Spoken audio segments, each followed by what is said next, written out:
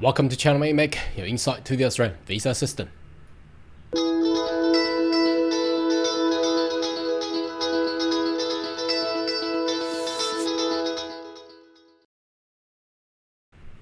Good day everyone, my name is Cao Yang, your online YouTube visa consultant.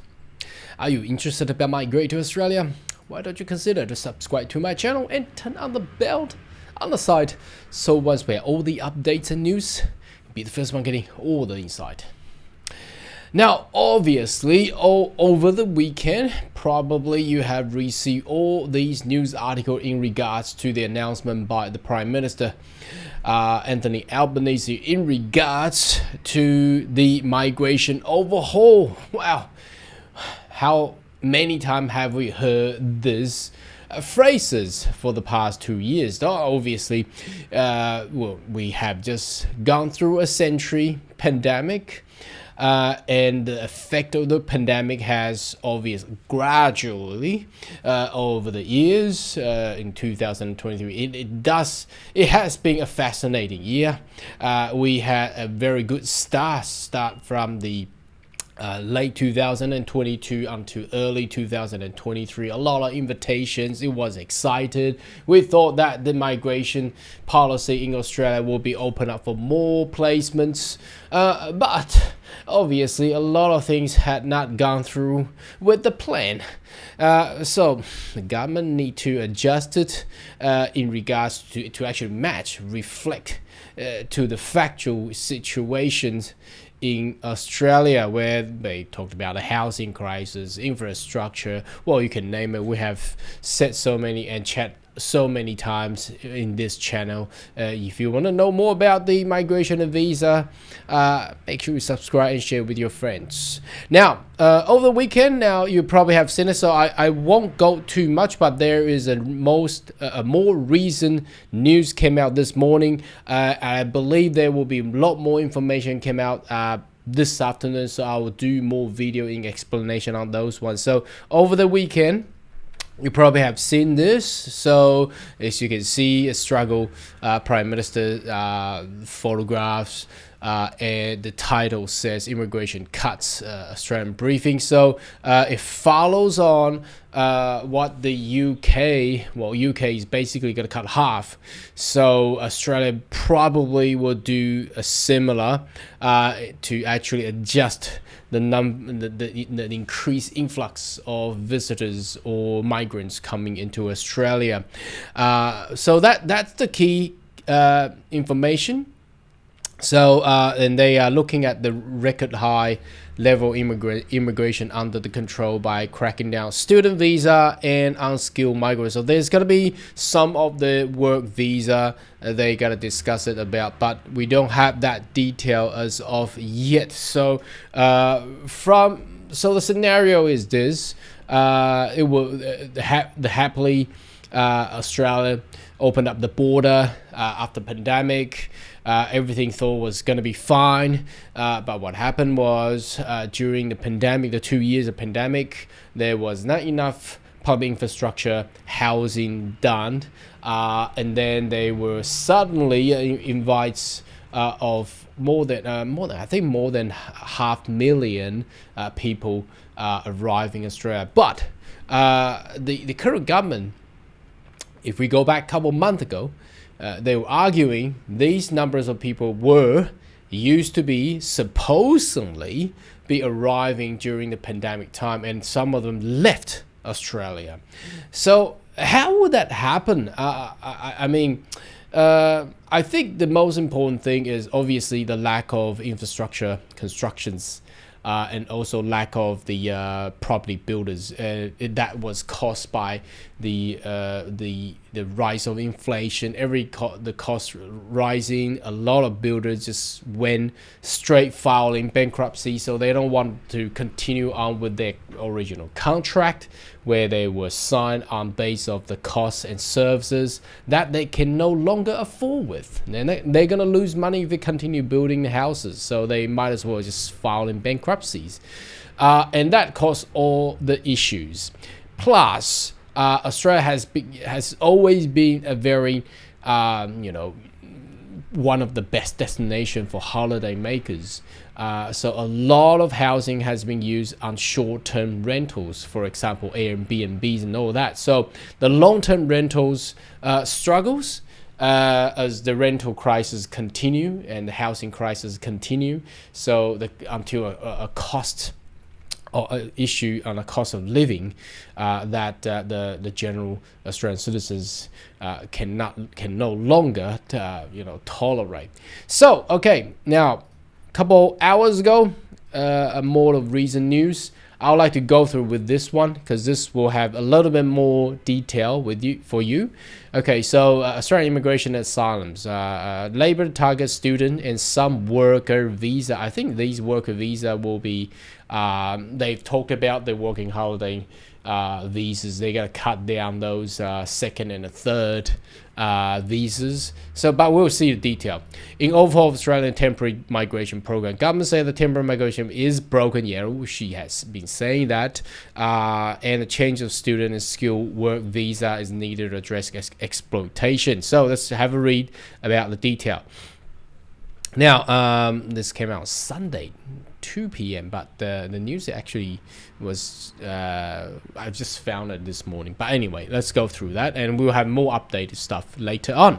Okay, so the Albanese government will raise the bar of international student for some work visa to get see overhaul. It says Australian broken temporary. So what does that mean? So I think the key student visa sector will have major effect will be the vet sector, and we have said that so many times, and information has been passing through in the industry. So if you wanted to apply and enroll into whatever the diploma or certificate courses, now the ratio for you to actually get visa is gonna be lower.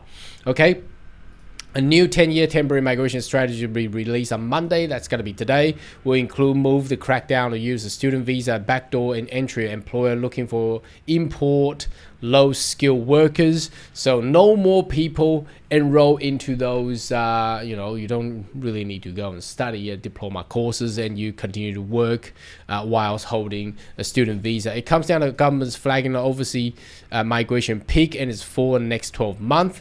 Under the change of government say that aimed to reduce exploitation, improving work prospects for international students. People entering Australian student visa will face tougher minimum English language requirement. Now, I'm not too sure how that bar will raise, what sort of IELTS result or PT result is required.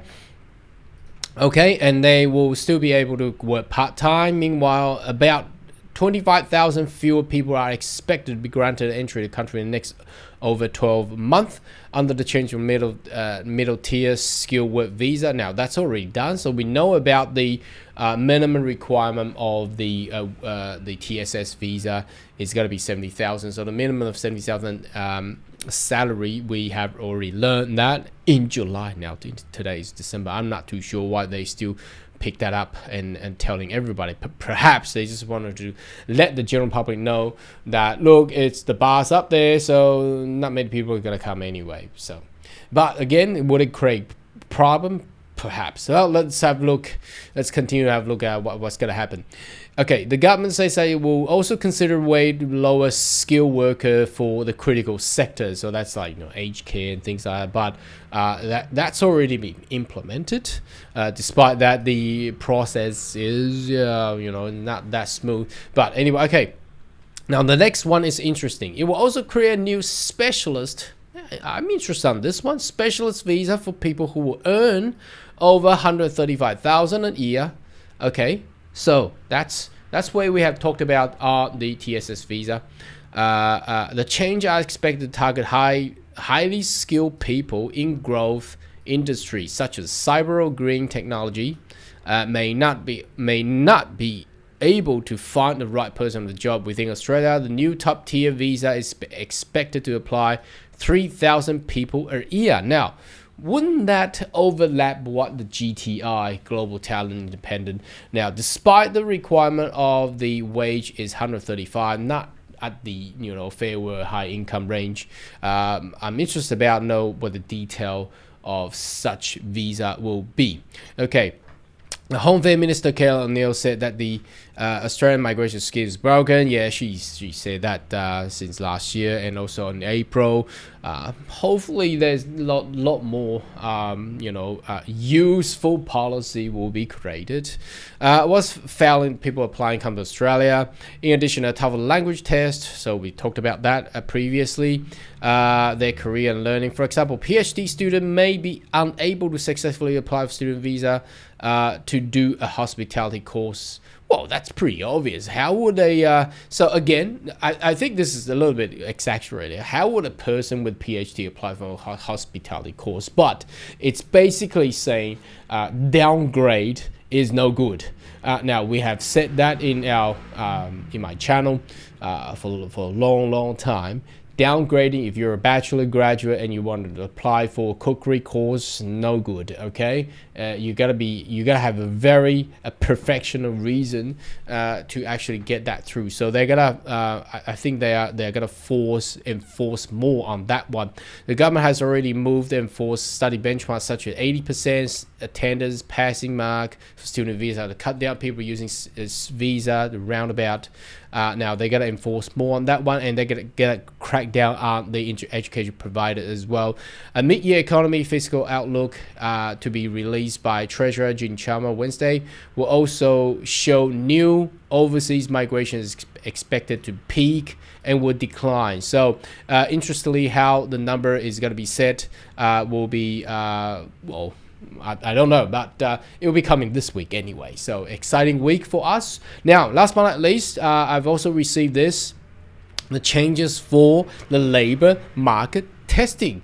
Now, great. Didn't they say that they're going to do something there? Now, obviously, this was done last week, but the information was passed this morning. Now, there's a lot of legal terms. I'm not going to go through in detail because you will be confused and no one understands it. So I think the main thing is this part. It says subsection 8.5 overlapping advertising, the avoiding without the purpose of 5, which is talking about advertising for 4 weeks. So what does it mean? It means for labor market testing, you still need to go for 2 advertisements. Okay, for 2 job advertisement, no 3. Now the one they cut out was the Workforce Australia one. We don't need that anymore. But you still need to put 2, as you can read here. Repeal the subsection as substitute means they gotta put this in, and this says the nomination position must be advertised in at least 2 advertisements on one or more of the following. So recruitment websites, so Seek and Indeed, print media and national reach Australia. So it cannot be local; it has to be national reach. And I don't know why would a regional people in, for example, Darwin or regional South Australia will need to put an advertisement for a national reach. And radio with national reach. No one's gonna put radio. Who is listening to those things anymore? If an approved sponsor is created, the approved sponsor's website. So that's another thing. Okay, so it has to be those kind of stuff. It needs to be at least 2 advertisements. So changes to the policy. I thought they gotta remove the whole LMT. But then they instead they only remove probably 1 sentence out of the entire policies anyway. So that's for the update, and we look forward for more updates this week. And make sure you subscribe to the channel. I'll see you soon. Goodbye.